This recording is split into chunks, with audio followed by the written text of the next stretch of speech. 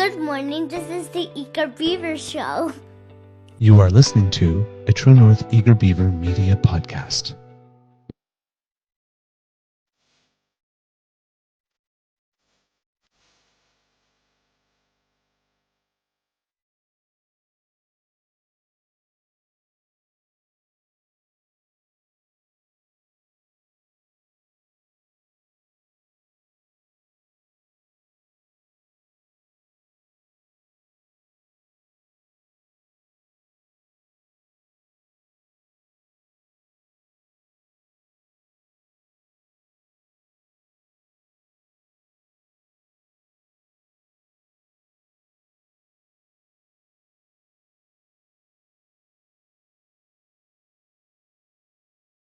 The True North Eager Beaver podcasts are proudly brought to you by our founding sponsors, the Miss V Mysteries from Corvid Moon Publishing, your source for science fiction, fantasy, and cozy mysteries featuring a broad diversity of characters. CanadianTarot.com, your uniquely Canadian online eclectic tarot community and forum, and the Peppermaster, hot pepper sauces made from fresh farm ingredients to thrill your taste buds and expand your mind.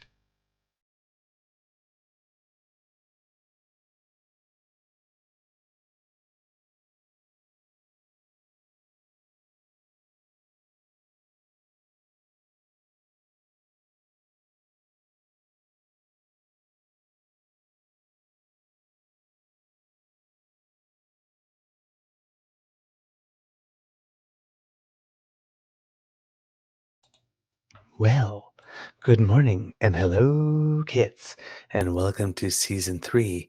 And I am going to guess episode number 236 or 7 of the Daily Beaver Morning Show here on the Crier Media Network. Yeah. Today, recording day is Wednesday, October 25th, 2023. And I have no idea what kind of day it's going to be at the Beaver Lodge because it actually is so dark now that there's no hint of what the sun or the sky is like. It's just dark blue. It's overcast here. Yep. So I can't tell whatsoever. And I am fresh off my flu and COVID shot. And for some reason, the sweet, sweet, sweet sleep I hoped would come because I would hope that it would knock me out. Did not happen. Alas. It's like you hoping for the side effects. Yeah. But no, feeling fine. And the nurse or the pharmacist, I'm not sure, at the pharmacy who actually administered the shots, she should be hired to go around the country and teach people how to do it because I felt nothing at Well, all. that's the way you do it. Jab or fluid going in, felt nothing. I mean, bring your kids to her. Mhm. But if you live in Ontario, um, the rollout, there's a couple of glitches. You think? It's not yet available for the general public until the 30th. But there are certain systems that are allowing appointments to be booked. So there were a lot of people who went to get the COVID and the flu shot because you can get them at the same time, or COVID and pneumococcal, or COVID and RSV, depending.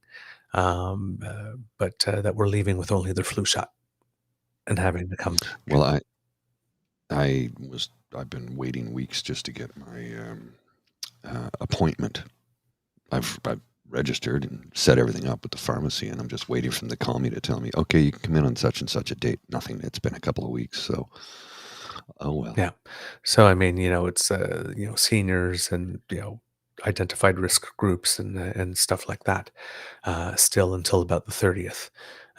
So, Not a really great move there, Minister Jones, in making that clear that general public had to wait till the 30th. Making people come What, Costco? making people come twice is not a good way to make sure that you maximize the campaign. Mm. I'm your host, the Eager Beaver. Pronouns he, him, hey, Mr. Beaver, eh? And with me, as you can hear, is my friend, Mr. Grizzly. Oops. Okay. A big thank you goes to our podcast founding sponsors. Some mood lighting. That's what you're doing. The Pepper Master, the Misfit Mystery from Corvin Moon Publishing, and CanadianTarot.com. We have a Wednesday morning nibble for you. And Mr. Grizzly, how's your mental health today? You know, all things considered, pretty darn good, Oh, actually. wow. I'm glad to hear that. Yeah. When I got home yesterday, I was exhausted. So I thought, I'm going to lie down for 45 minutes. And I was out like a light. And I went right into REM sleep, like deep REM sleep, within seconds, I'm sure, because I had vivid dreams, extremely vivid dreams. Woke up thinking it was 7 a.m. when it was like 5:30. Yeah. Okay. So it was a deep, deep sleep. Wow. I pulled a Bridget because she does that all the time. She'll fall asleep for 45 minutes on the couch and wake up. Okay, I'll make the coffee. Yes. I'm like, making coffee? What? Why? It's 5:30 p.m. What are you talking about? I wake up this morning. Well, it's just, you know. It's funny. It's like what do you mean it's not morning? I've woken up. It's morning.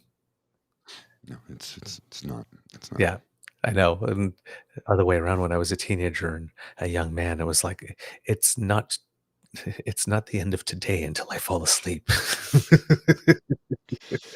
Yes. Like, Yes. And that's, my brain still works that way. And you know, somebody will say, okay, my previous path in life, the job I used to work, I yes. used to do early morning work, and early morning started at 12:30. I'm like, that's not morning, that's night.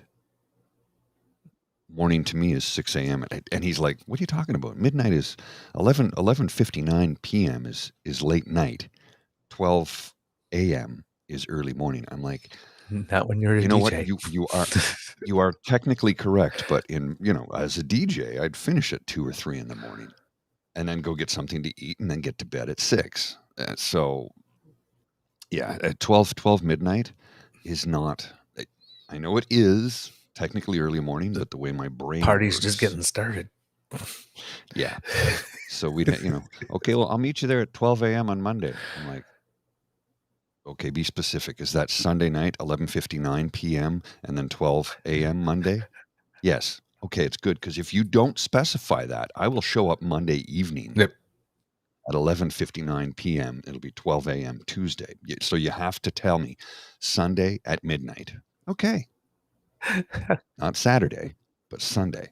11:59 Sunday p.m. Yeah, meet me there.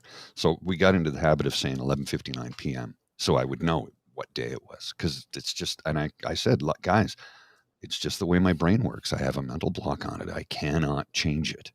I know it's 12 a.m. I recognize that, but I still see it as Monday evening. Yep. Because until I see the sunshine, it's not morning." They'd be like, you're a weird. Yes, I know that. I'm well aware. I'm well aware that I'm a weirdo. It's not a shock to me. I know this. And you're not insulting me by saying so. I am a weirdo. You just have to own it. Guilty as charged. Definitely a weirdo. But I mean, that's like the mildest weirdo thing I think I could be. The way I perceive time makes me a weirdo. Okay, sure. Yeah. Not insulted. Yeah, I am a weirdo. But if that's why you think I'm a weirdo, I'm doing pretty good. Okay. There has been a lot of things going on. I actually have a metric shit ton of content, and we certainly don't have enough time, and I have no idea where to start. The looks we have the biggest legal settlement in Canadian history. We have the Prime Minister making a very interesting move on the whole ceasefire, no call for a ceasefire thing. Um, there's a strike of workers with the St. Lawrence Seaway. Um, there's a lot to cover. Wab Canoes, you know, had a moment where he was starting to address the community on healthcare. Healthcare workers Mm. specifically, so to start getting his plans kickstarted, and it's amazing. And so It's a great segue. yeah, and I have like tons of QP clips because yesterday QP, oh my, Melissa Landsman was Melissa Landsman again, and like Jugmeat was Jugmeat again, and then there was some like cut and thrust, and there's so much. Well, here's the segue I was talking about. We're not going to watch the clip. I'm just going to show you this tweet because the clip is 10 minutes and we don't have time for that. But look at this tweet from Larry Dallas. Bring it home.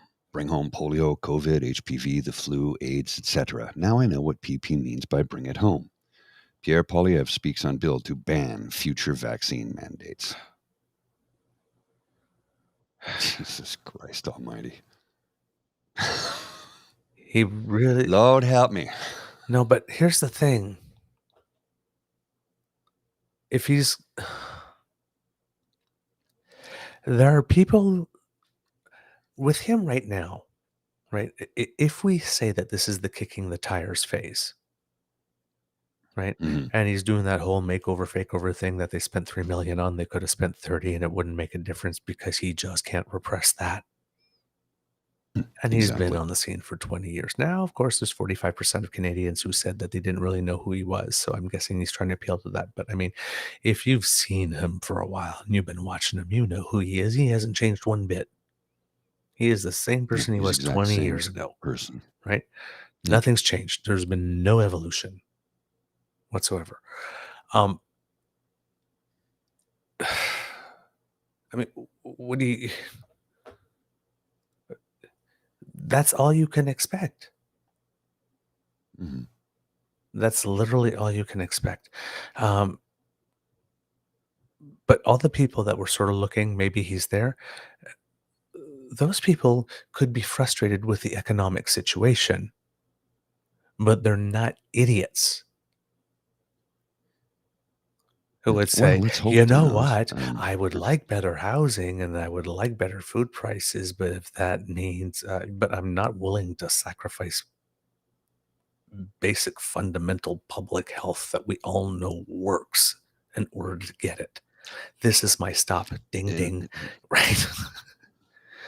Well, every time I run across an anti-vaxxer who says vaccines don't work, I'm like, okay, go to a cemetery from, the early 1900s, the turn of the 20th century. Go to a cemetery from, the early 1900s and look at all the headstones of children. There are more children in the cemetery from 1900 than there is adults. Go to a cemetery from today and look how many headstones there are of children. There's going to be a few because of car accidents, cancer, things like that. But vaccines save lives. Do you know why families had 10, 15, 17 children back in the day? Because most of them wouldn't make it to adulthood. Yeah. They just simply didn't. Yeah. They died of childhood diseases that we've managed to eradicate thanks to vaccination. Mm-hmm. So, and as Get Saucy says here, was forced to listen to the radio yesterday, and the news referred to a study where 56% of Canadians polled are tired of vaccines. People need to grow up and get over themselves. Yes, but I mean, who likes vaccines? I mean, I like vaccines in that, they prevent me from getting sick. Yeah, vaccines are my friend, but I mean, who likes going to get a shot? Nobody likes it. Nobody likes to have to. So of course you're tired, but you do it anyway. Well, I mean, I'm sure over 56% of Canadians are tired of paying taxes or paying for insurance, but they're going to do it anyway, right? So, Well, yeah. but I mean, But when you say it's the nobody likes to question, get right? vaccines, hang on a sec. People Well, like you to know get what I mean. tattoos. Yes, and piercings. I was being, yeah, I was going Like, for humor. yes, like this. Oh, hey, some people really like needles. Yeah, I'm just saying, acupuncture. So I do an acupuncture almost every day. yeah, so I mean, uh, I find little utility to a poll asking how many people are tired of vaccines, because no matter how tired one may be of vaccines, there's still a portion of people that aren't going to get them anyway because they like living.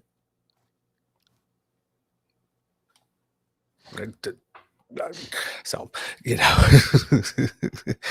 ban requirements for car Yeah. insurance that interferes with our freedom. So, right. Speaking of freedom, I heard that the Freedom Camp in Castleman is situated on a toxic waste dump. I'm not joking. That's somewhat poetic. Yeah, where they dump raw sewage, which would explain why everybody in that camp now suddenly has severe stomach flu. Oh, Lord, sweet baby Jesus. I can't write this stuff. I'm not laughing at people's pain. I'm laughing at the absurdity of it. This is why if we set rules to protests so that you can do them in places that are not toxic waste dumps and get flu, but you just need to go home after the protest and not Mm, destroy shit or leave shit or literally shit. It's just basic, you know? You can come to Ottawa. Just don't wipe yourself on the curtains and relieve yourself on the carpet. or in the And street then when like it's they did time the to go last time. home, go home. When the I've party's been to over, a go few. home. Well, I've been to a few protests in my day, living in downtown Ottawa. Jeez, people. But the protests usually last maybe 2 hours, 3 at the most, because we get a permit for it. We walk from point A to point B to the hill, and we stand there, a couple of speakers, and then we all leave and go home. Because, the vast majority of Canadians have lives that involve employment of some type, which means that you cannot camp out for weeks at a time. Like, who's paying for all of this? You know how many of these people have quit their jobs to go and live in a field of literal excrement in Castleman, Ontario, so that they can drive into Ottawa and protest on Wellington Street? Just can't make it up. Yep, I know. I can't make it up. I know. It's just, anyway. Big news. The largest legal settlement in Canadian history was approved yesterday by the federal court. We talked about it not too long ago, and it's the one for Indigenous children who have gone through the foster care system, who have, well, basically got the short end of the stick since decades, when it comes to actual funding of the system. They've just been terribly underfunded. It is a $23 billion settlement.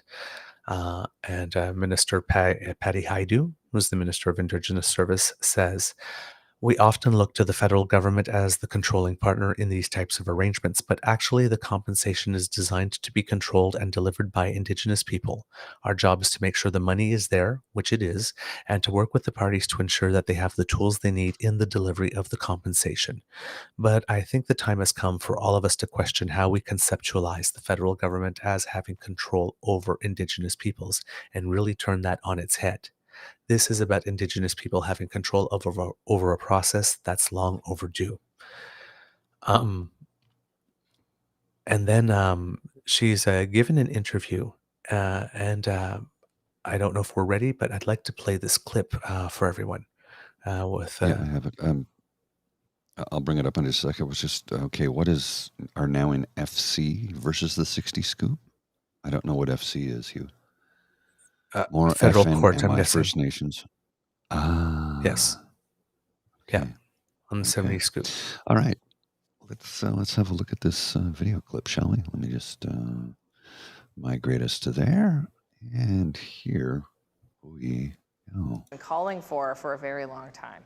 Okay, but to that, I'm wondering what your reaction is to Cindy Blackstock, of course, a well-known advocate for First Nations children, and she says, with this compensation coming out, even before it came out, that there's still work to be done, that First Nations children are still, as she says, being discriminated against and being poorly served by the system. What do you say to that? Well, I would first of all thank Dr. Blackstock, the litigants Mashum and Trout, who I had a chance to meet, by the way, at a ceremony just yesterday here in Ottawa, and of course the AFN and the many litigants they represented, for their ongoing commitment and advocacy. This isn't easy to advocate when in fact you're representing a class of people that have experienced similar discrimination as you have. But what I would say to Dr. Blackstock and to others is that the commitment of Canada is strong. The agreement in principle actually committed Canada not just to compensate individuals harmed, but to work on reforming the system so that the child welfare system would end that discrimination, would be better suited to support families and children, and would ultimately result in people reaching their full potential. Okay, and when you talk about reforming, there is that additional $20 billion beyond the compensation that is meant for reform. How do you see that money being used, and how quickly?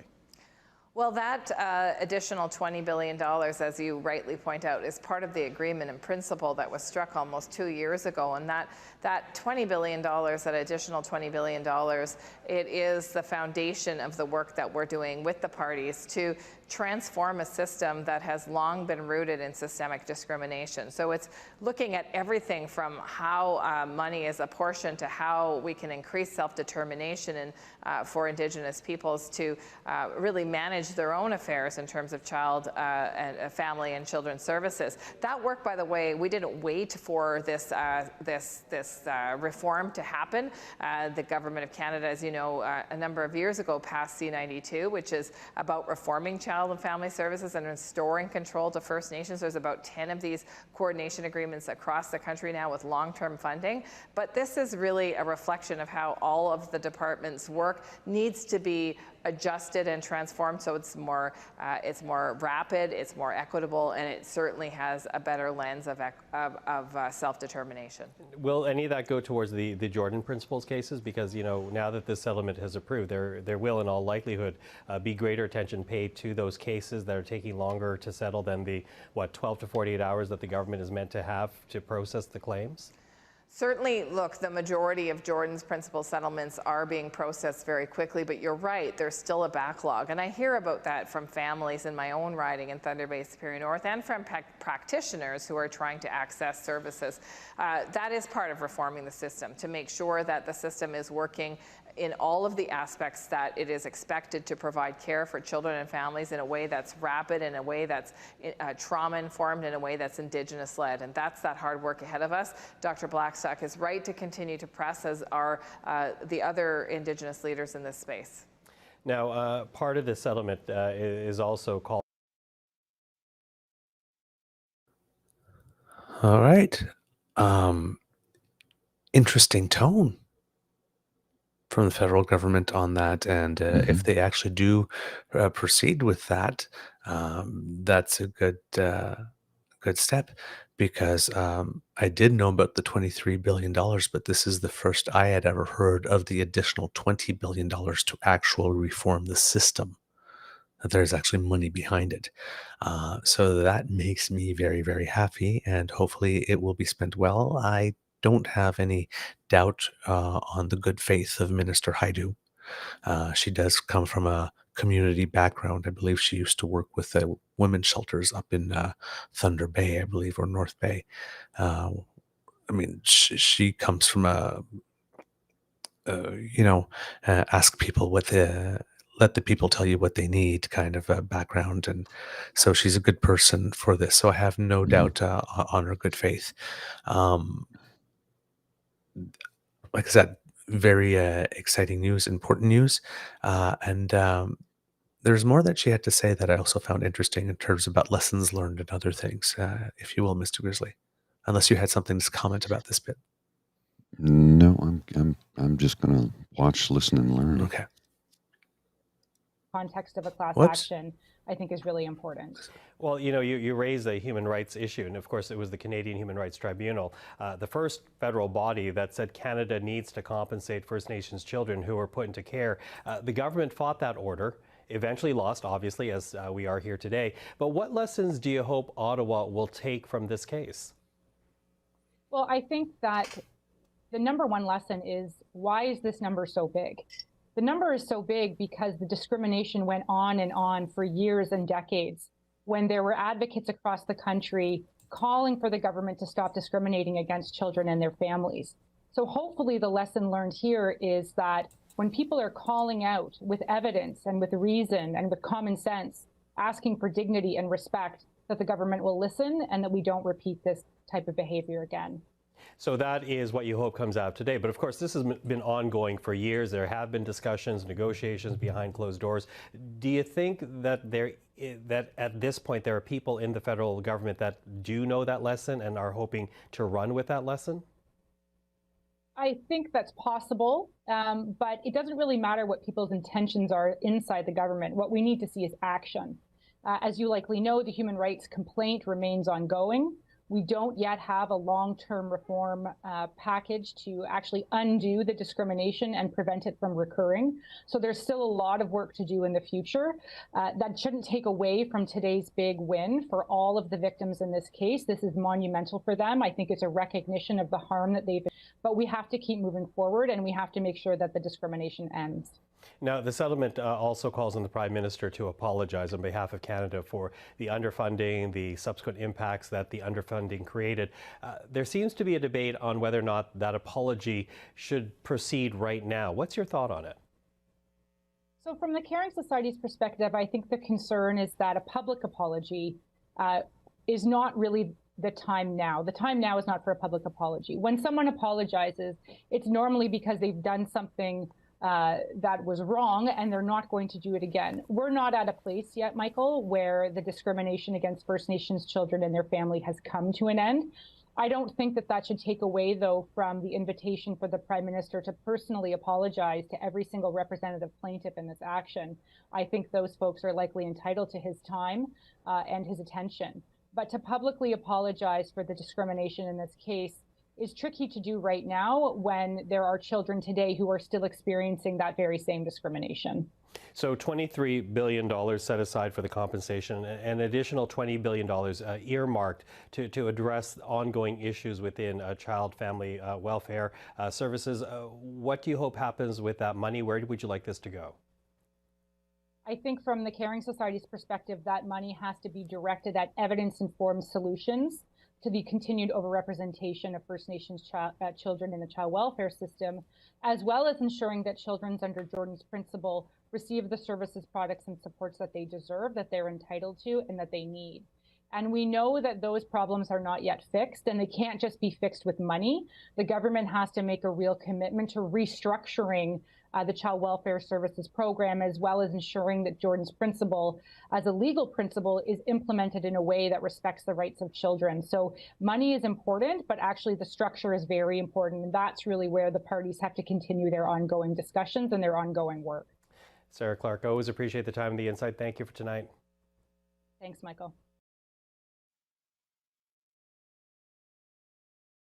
For the people listening at home, because I didn't properly introduce the clip, that was Sarah Clark, the lawyer for First Nations Child and Family Caring Society.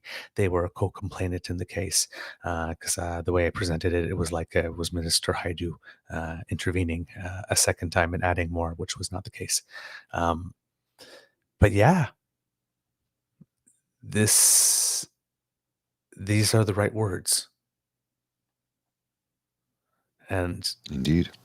there's and I wanted to include that clip the whole content was good, but specifically about the apology, right? Because we've talked on this show often about like when an apology is sincere, what constitutes a good apology, and it's like the money is there to reform the system. There have been some reforms that are made. There was a bill passed. There are 10 agreements, right, with agencies. So but it's like the water thing. It's not finished, right? So the public apology maybe can wait until I can understand the I'll believe it when it lasts Right. Well, before you say you're sorry. But on the other hand, I like that distinction of making personal apologies. Nothing stops the prime minister from having a meeting one-on-one saying, you know what, like this, yeah, you know, we're sorry and we really mean this apology. And the public one will come when we've shown we're sorry, well, right? the settlement is there. So let's see the money. To steal a phrase from a late 90s Tom Cruise film, show me the money. Until the money starts rolling in, it's just platitudes, right? And until the money keeps rolling in, no matter who the government is. Yes. Right. That's important. Because in my ear, right now, I hear that voice that you do so well on the very day that thankfully former Prime Minister Voldemort was allegedly giving an apology for residential schools. And PP, right before the apology, made sure he went to CFRA and complained about Indigenous work ethic and was wondering why we weren't getting value for money for legal tort settlements. What a shit. Which this is. Yes. $23 billion, the largest one in Canadian history. And I am just waiting for someone to ask him what value for money he expects for that $23 billion.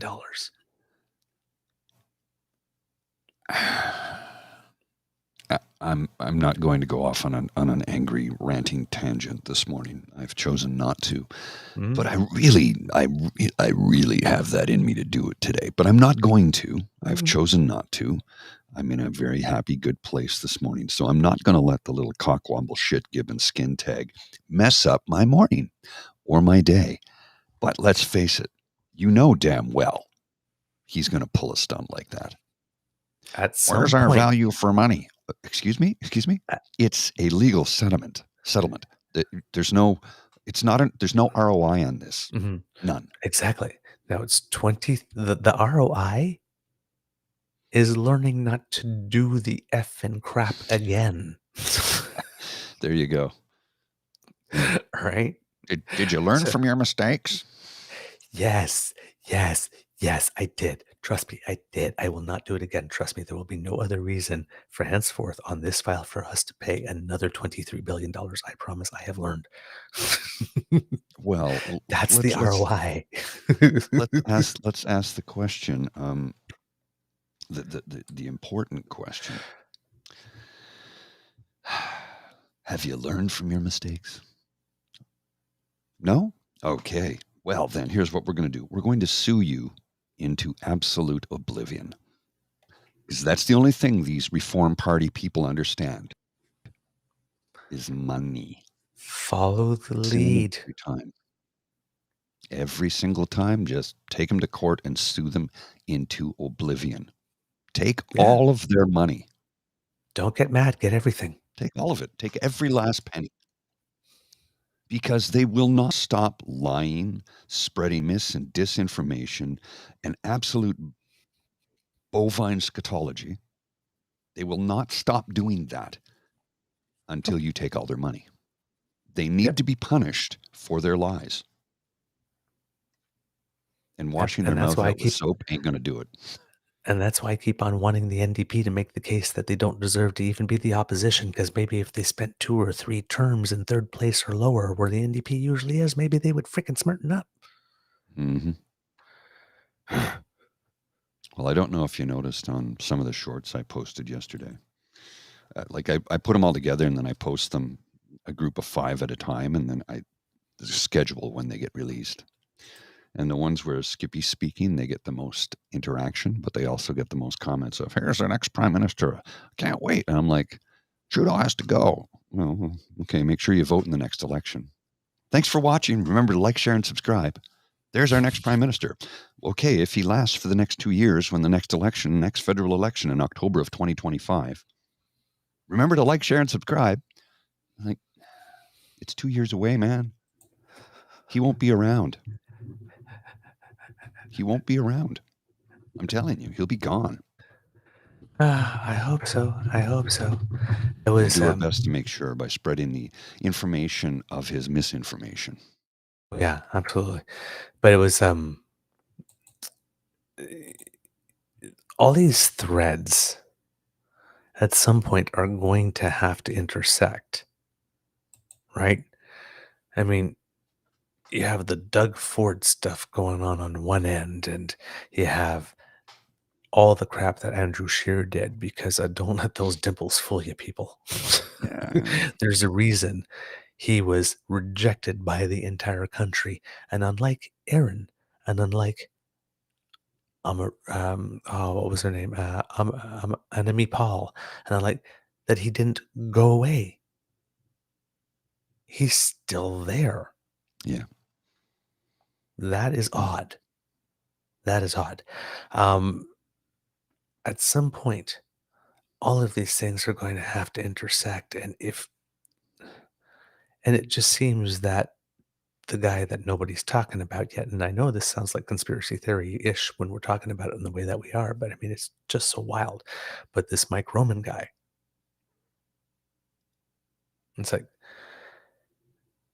everything that's falling apart in the United States right now for Trump and friends, right? There are 19 people in Georgia who were indicted. And everybody said, she's not going to go, you go into court with 19? Nah, you'll never be able to make that case. And it's like, don't worry, I'm not going to court with 19. By the time we get to court, there won't be 19. So we had the bail bondman, Scott Hall flip. Mm-hmm. And then Chesebro and Sidney Powell tried to sever their trials and they get an early trial so they can get out first. And then both of them pleaded guilty before the trial started. And then yesterday, Jenna Ellis flipped. Oh, yeah. And she flipped.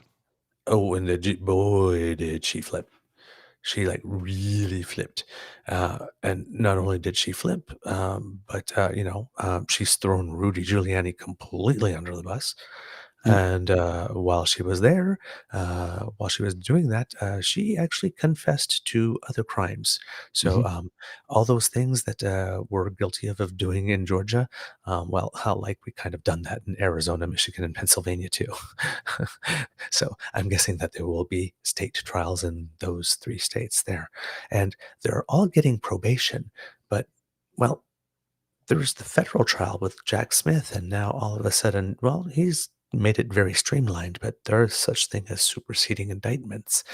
And all these people that he may be the subject of superseding indictments in his case, who are coming in with probation from Georgia, but who have pled guilty to all the same things they're going to probably be charged with federally.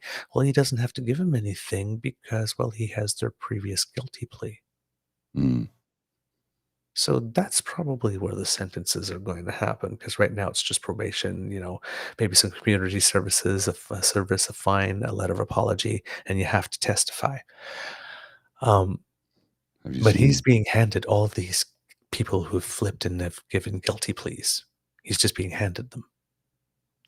Have you seen, I mentioned this in the, here's the photo of Trump while Michael Cohen was testifying against him. Yes, not happy. Yes, that's in another civil case. But one of the indictees in that bigger case is that Mike Ronan guy. who did some really big work on Andrew Scheer's failed campaign, who was Harper's number 2 at the IDU. And,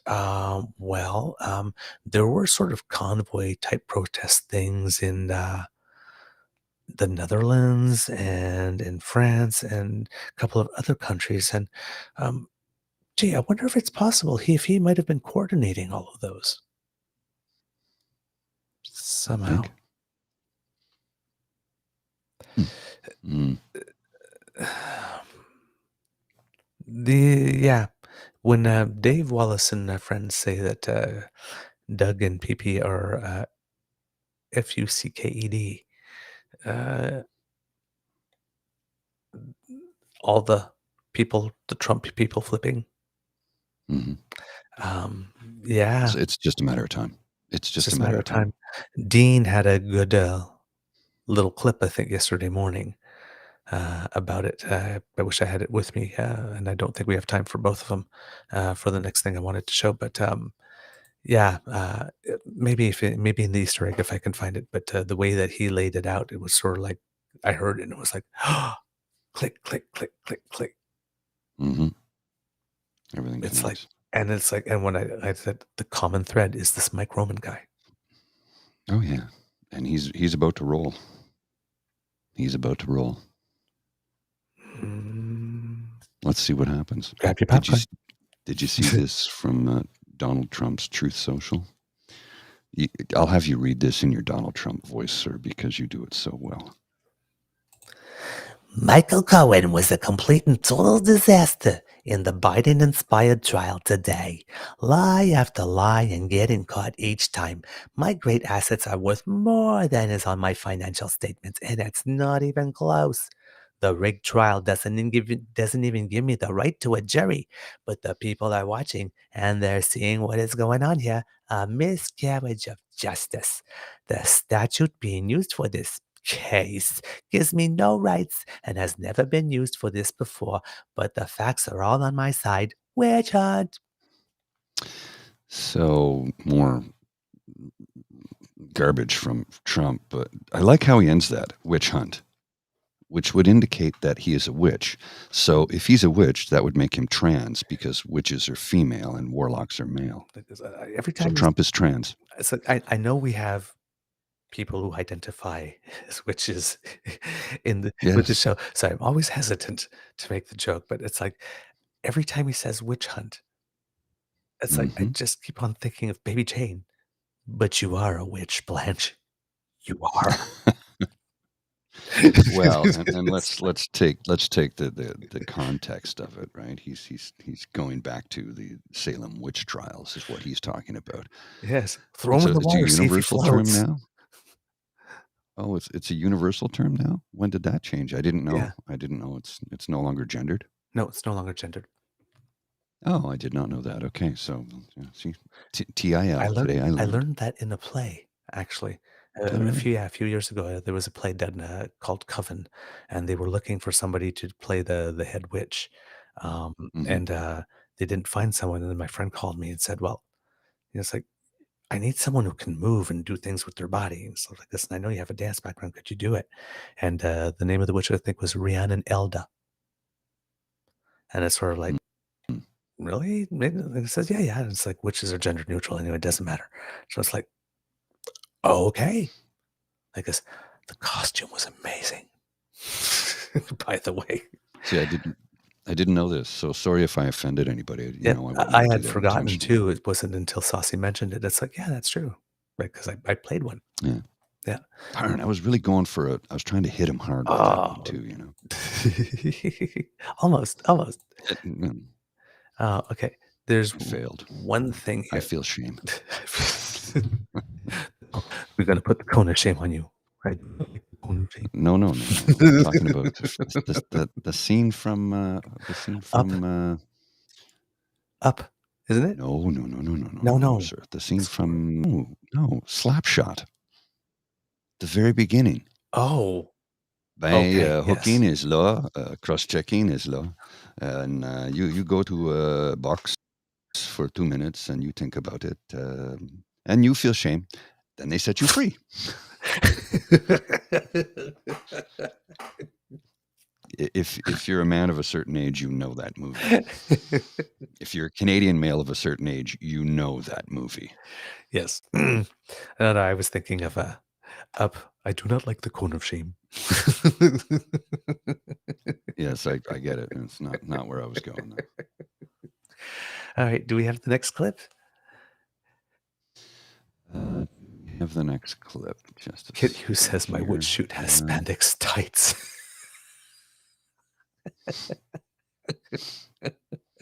Hang on a second. I'm just trying to find it. My computer's bored, so bear with me. Bear with me. No worries. I do have it. Yes, I have it. No, I have it. I have it right here. Just a second. I will just do that, and whenever you're ready, let me know. I'll show the clip. It's 37 seconds. Yeah, this is from Jaro Geisbrecht again. We often take his clips, so thank you, Jaro. Let's play it, Mr. Grizzly. Blair said earlier today that Hamas must be eliminated and cannot be trusted to abide by any ceasefire. Do you agree with him? Hamas is recognized as a terrorist organization. They've committed unspeakable atrocities. Our priority throughout this needs to be the continued protection of innocent civilians, the liberation of the hostages. That's why we're engaged closely with our allies on trying to build humanitarian corridors, get aid in, get civilians and foreign nationals out of Gaza. I think there's a lot of conversations going on now about the need for humanitarian pauses, and I think that's something that Canada could Canada supports. Blair said earlier today that Hamas must be eliminated. Keywords: humanitarian pauses. Mm-hmm. Right. Everybody's been calling to ask for a ceasefire. There were 23, I believe, MPs from the Liberal caucus who had written an open letter.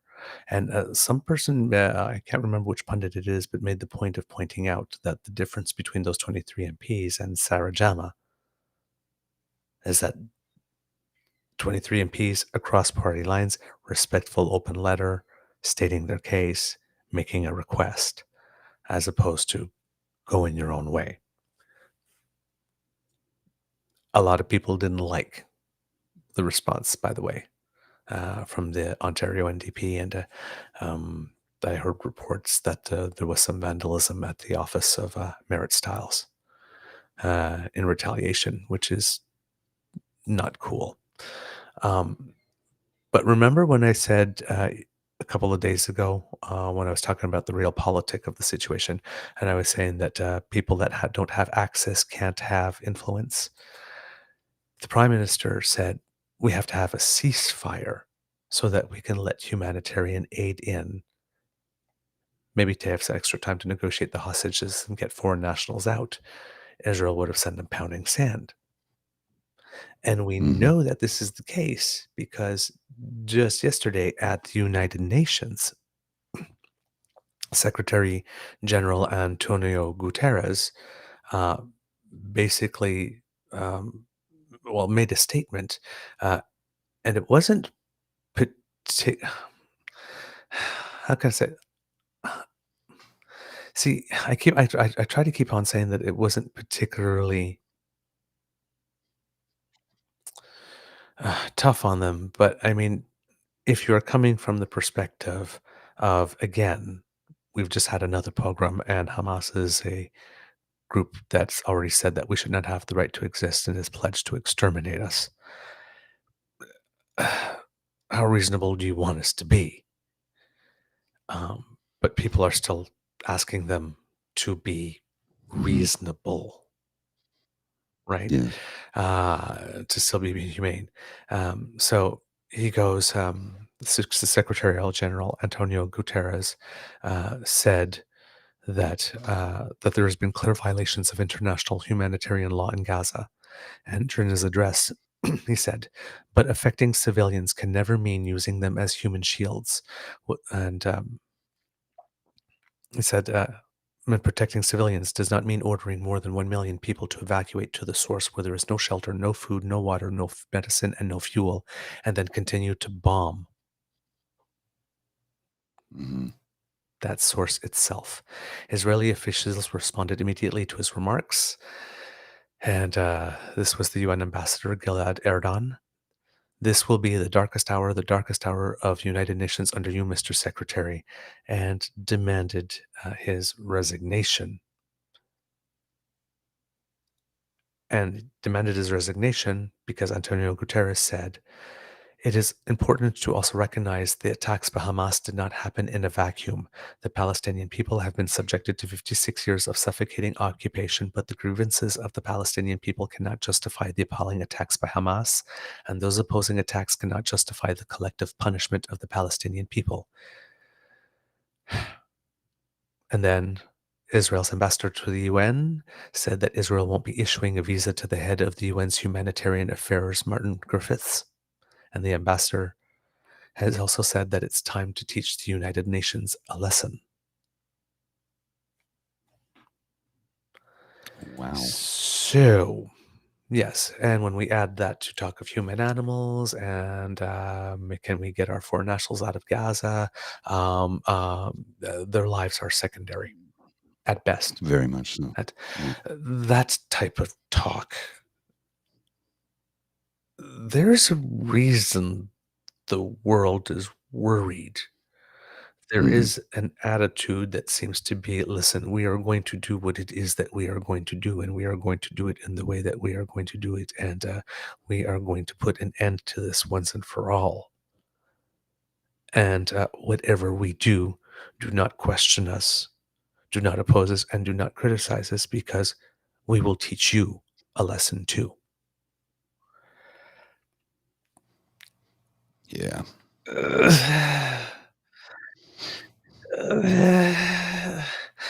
On the other hand, again, you're saying, but these people have pledged to exterminate us. So what do you want us to do? How many? It's complicated, complex. You want us to leave for that to happen? Because, I mean, if somebody wants to annihilate you, I mean, isn't the only real option, really? If it's going to be you or me, then it's going to be me. It's literally, if I was in a debate, I would be able to debate either side with equal passion and find great arguments. That's why this problem is totally intractable. It's beyond comprehension for me. Like this. I just... And then we get the fact that, well, Bibi is not necessarily the world's most trustworthy man. And a lot of this is, I mean, even though his, people in his country are upset with him for the failure. I mean, he's over. Once the internal processes start overlooking this, he's going to be gone, and he won't be able to revive his career one more time. But the whole start of this, the whole alliance with these groups within Israel who were really hell-bent with the far right groups after having like 5 or 6 elections before, all came because, like Donald Trump, he was running to keep his ass out of jail. Yeah. It's the same thing. He shouldn't even be there. No, he shouldn't. And he shouldn't even be playing a role in this. He should be in jail or in court.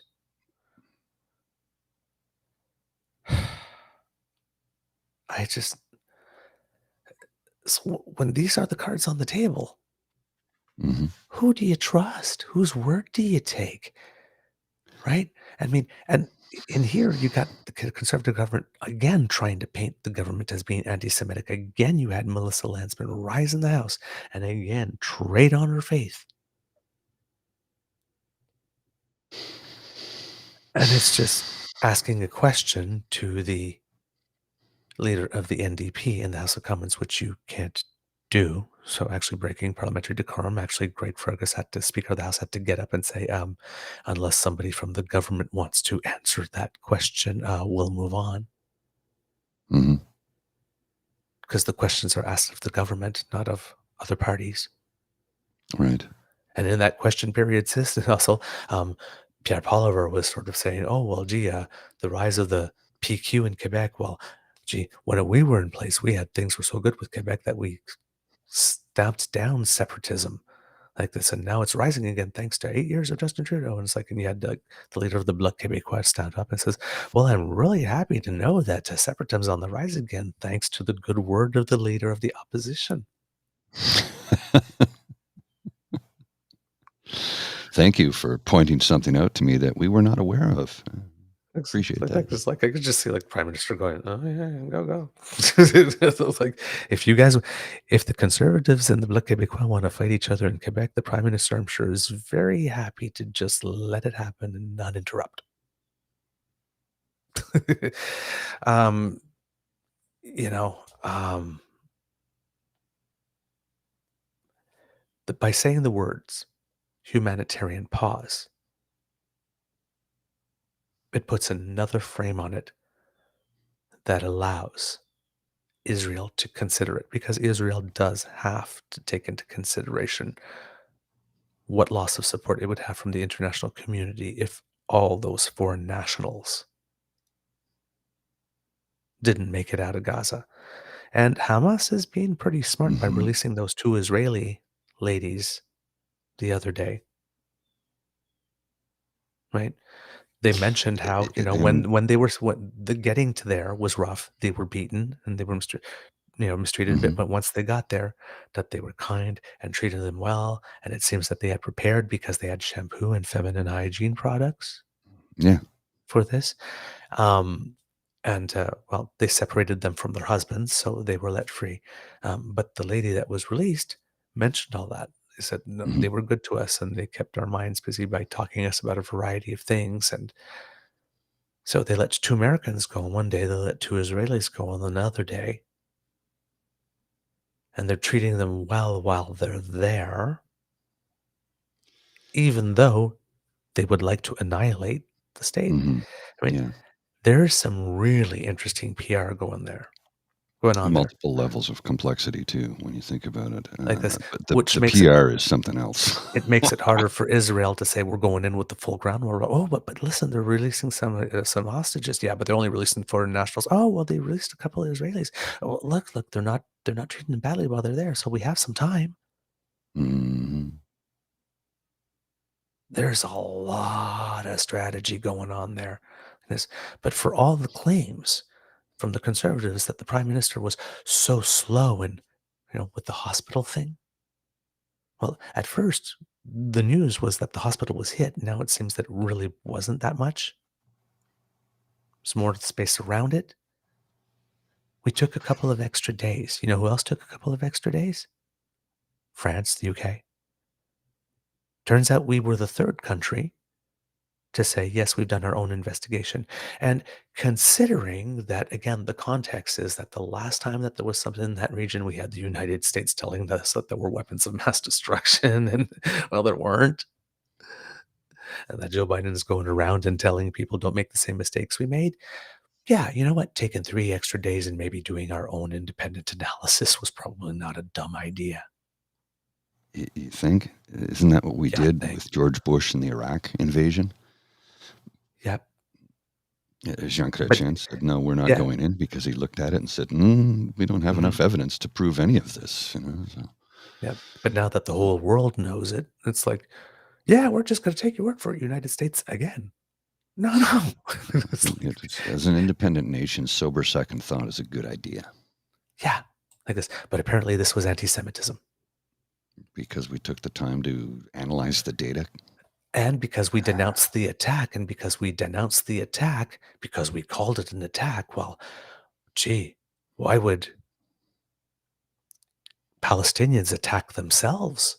But Palestinians are not Hamas, Palestinians are not Hezbollah, and Palestinians are not Islamic Jihad. So if they are the ones that are launching the rockets, it's not Palestinians attacking themselves, isn't it? It's terrorist groups using Palestinians as human shields in order to create. So that whole logic didn't work.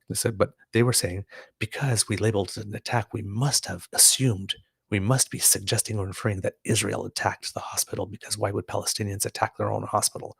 It's not the Palestinians who are holding the rockets. It's Hamas. The rockets are powered by fuel. They're fuel-powered rockets. And if there was fuel, the Palestinians would probably be using it to bake bread, not shoot a rocket. Well, yeah. So the conservatives were in such a rush to blame the liberals. The liberals were saying an attack on a hospital is against international law. It's terrible. Because you called it an attack, you must be saying that the Israelis hit that hospital. Because why would Palestinians? And that's what they ran with. That's what it was all based on. Well, it's not black and white to begin with, and they totally leave out nuance.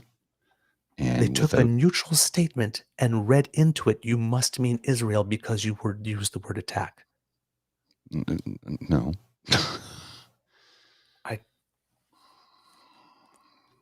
I do not know what is the deal with our conservatives, but they really, really, really, really, really seem to want Arab Canadians and Jewish Canadians to fight. Well, didn't those Canadians come here to get away from all of that?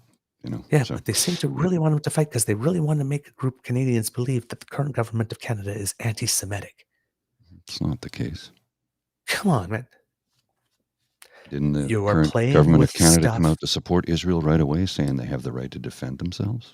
You are playing with stuff that can go boom. Mm-hmm.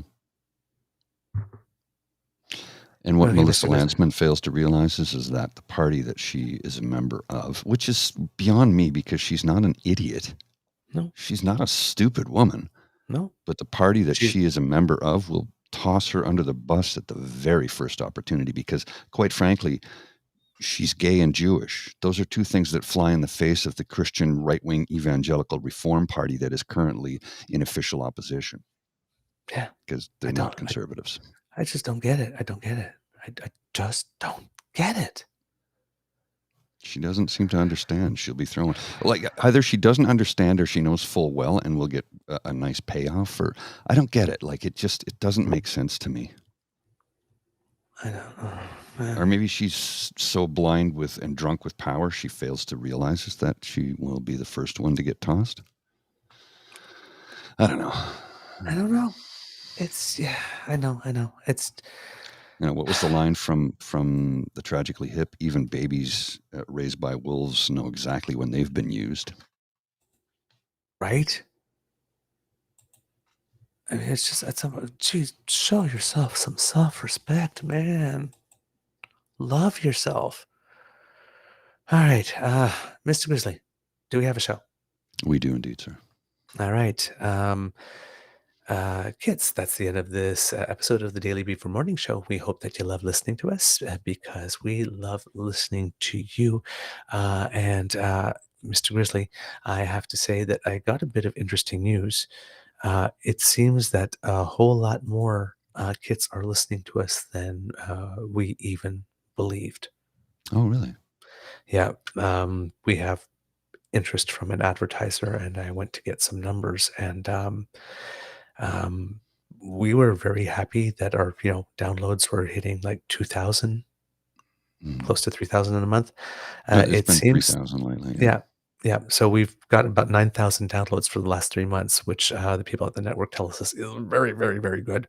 But in terms of video impressions through Twitter and Twitch and all of that together, the audience is over 130,000. What? I had no in a month. Wow. Over a month. No idea. Wow. Now it could be like same people watching every show for like 25, but over 100. Yeah. Wow. I didn't know that. So neither did I. Okay. Bring on those advertisers. So everyone, hello. Hey, how's it going? Thanks for coming out. We really do appreciate you. I had no idea so many of you. Hi. Wow. Thank you. That's great news. Wow. That's great news. Yeah. Because so like, share, subscribe. Our pod page sponsored by the Ray Girl, podpage.com/the True North Eager Beaver. Yes. Lowercase letters with hyphen between each one of those words. Our YouTube page, Like Elaine says, make sure to smash all those buttons, like, share, subscribe. Go there. And of course, our coffee page. That's ko-fi.com/eagerbeaver, lowercase letters, all in one word. And that's where you can make a donation to our tip jar, if you'd like to encourage us to keep going. Thank you so very much for that. Because democracy is something that you do, please rate your MPs, your MLAs. It's working. It's working. Yes. Because if you write, it's working. You can see things. You can see things shift. You can see governments take different positions. You can see adjustments made along the way.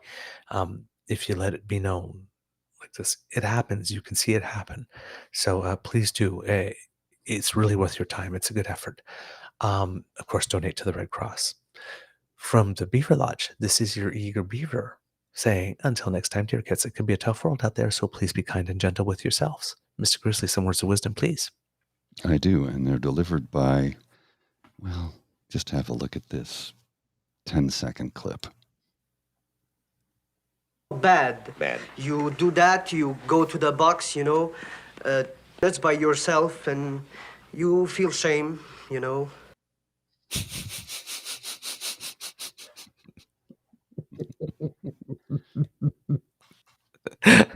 I've been a very bad boy. That was. I know the feeling feel of feeling shame. The one and penalty then I you got, get I free. cried. Well, Yep. I was a goalie, so I The we one had a penalty I lot of got, I penalties. cried. I didn't mean it, I just didn't know how to stop.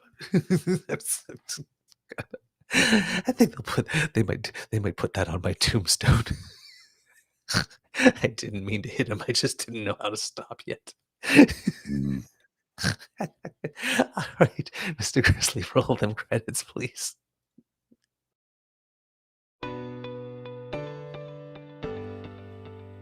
You are listening to a True North Eager Beaver Media Podcast.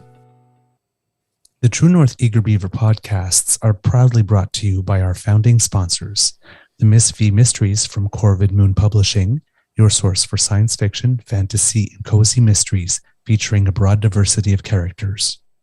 CanadianTarot.com, your uniquely Canadian online eclectic tarot community and forum. And the Peppermaster, hot pepper sauces made from fresh farm ingredients to thrill your taste buds and expand your mind.